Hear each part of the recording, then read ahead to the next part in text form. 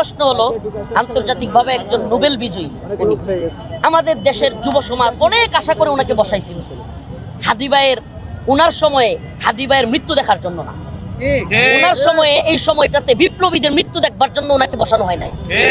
উনি বিপ্লবীদেরকে শুধু শেষ করেন নাই, উনার সময়ে বিপ্লবীদেরকে হত্যাযোগ্য করে তুলছেন উনি।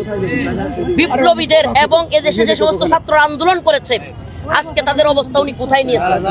তা আমার প্রশ্ন হলো, উনি যদি সত্যিকার অর্থে আন্তর্জাতিকভাবে প্রভাবশালী একজন নেতা হয়ে থাকেন, উনি ভারতকে চাপ দিয়ে বাধ্য করেন। আজকে ডিএমপি স্বীকার করেছে, আজকে কিন্তু স্বীকার করেছে, আপনার জানার কথা যে হাদির খুনিরা ইন্ডিয়াতে আছে 2 জন। আমাদের তো দরকার হলো ওই 2 জনকে যারা কিনা ওই মোটরসাইকেলে ছিল, ওই চালক এবং যে গুলি করেছিল, ওই 2 জনকে ডক্টর ইউনূস সাহেব বাংলাদেশে দৈরাই না প্রমাণ করুক যে উনি সত্যিকার অর্থে আন্তর্জাতিক মানের নেতা। এই দেশে কে কি করবে জানি না, আমি আমাদের যুব সমাজকে বলবো, ইনকিলাব মঞ্চের ভাইদেরকে বলবো, আপনারা যে কোনো আন্দোলন দেন, ইনশাআল্লাহ আমি জাতিকে উদ্দেশ্য করে ভাষণ দিয়ে লাইভে এসে আমাদের কওমি অঙ্গনের এবং আমাদের ইসলামপন্থীদেরকে নিয়ে আপনাদের সাথে থাকবো ইনশাআল্লাহ।